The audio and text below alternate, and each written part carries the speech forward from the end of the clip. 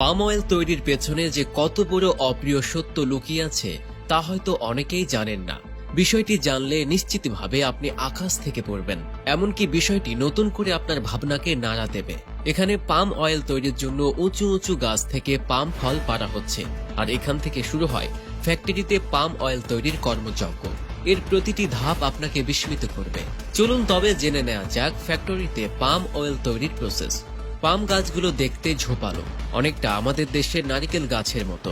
গাছ থেকে কাঙ্ক্ষিত ফল পাওয়ার জন্য 3 থেকে 4 বছর পর্যন্ত অপেক্ষা করতে হয়। এই সময়ের আগে গাছে কোনো ফল ধরে না। পাম ফলকে মাঝ বরাবর কাটলে সাদা একটি অংশ দেখতে পাওয়া যায়, যেটি খেতে অনেকটা নারকেলের মতোই। এটি পাম নাট নামে পরিচিত। মজার ব্যাপার হলো একটি পাম গাছ ছোট আকারে থাকা অবস্থাতে ফল দিতে শুরু করে, যা 20 থেকে 25 বছর পর্যন্ত অব্যাহত থাকে। স্বাভাবিকভাবেই একসময় গাছটি বেশ বড় হয়ে যায়। তখন বড় একটি লাঠির মাথায় ছোড়া বেঁধে ফলগুলোকে পাড়া হয়। ছোট গাছগুলো থেকে শাবলের মাধ্যমে এভাবে পাম ফলগুলোকে আলাদা করা হয়। এ সময় পাকা ফলগুলো থোকা থেকে ঝরে পড়ে। এই ফলগুলোকে কুড়াবার জন্য আলাদা লোক থাকে। তারা এসব কিছুকে তুলে একটি বস্তায় ভরে রাখে। প্রত্যেকটি পাম বাগানের শ্রমিকরা এভাবে কঠোর পরিশ্রম করে থাকেন। গাছ থেকে পাম ফল সংগ্রহ করার পর একটি ট্রলির সাহায্যে এগুলোকে লোড করা হয়। সেই ট্রাকগুলো এরপর ফ্যাক্টরির উদ্দেশ্যে যাত্রা করে। আর এখানেই শুরু হয় পাম অয়েল তৈরির কর্মযজ্ঞ। ফলগুলোকে নামিয়ে মেশিনের সহায়তায় গুছিয়ে নেওয়া হয়। এরপর কনভেয়ার বেল্টের মাধ্যমে এগুলোকে ফ্যাক্টরিতে প্রবেশ করানো হয়। তখনই শুরু হয় তেল তৈরির মূল ধাপ। এবার প্রথমেই ফলগুলোকে একটি মেশিনে ঢুকিয়ে দেওয়া হয়। এরপর হাই প্রেসার এবং সঠিক তাপের মাধ্যমে এগুলোকে স্টেরিলাইজ করে নেওয়া হয়। চেম্বারের ভেতর তাপমাত্রা থাকে 140 থেকে 150 ডিগ্রি সেলসিয়াস। এই প্রক্রিয়ার মাধ্যমে ফলগুলোতে থাকা সকল ব্যাকটেরিয়া ধ্বংস হয়ে যায়। এরপর এই পাম্পগুলোকে পরবর্তী ধাপে পাঠানো হয়।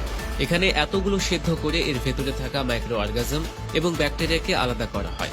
সেদ্ধ হয়ে যাওয়ার পর এগুলোকে এক্সট্রাকশন প্ল্যান্টে নিয়ে যাওয়া হয়। পরবর্তীতে সেদ্ধ পাম্পগুলোকে অন্য একটি স্থানে চলে আসে। সেখানে এগুলোকে একটি মেশিনের ভেতর ঢুকিয়ে দেওয়া হয়, যার মধ্যে এগুলো গোল গোল ঘুরতে থাকে এবং এর ভেতরে থাকা খারাপ অংশগুলো আলাদা হয়ে যায়।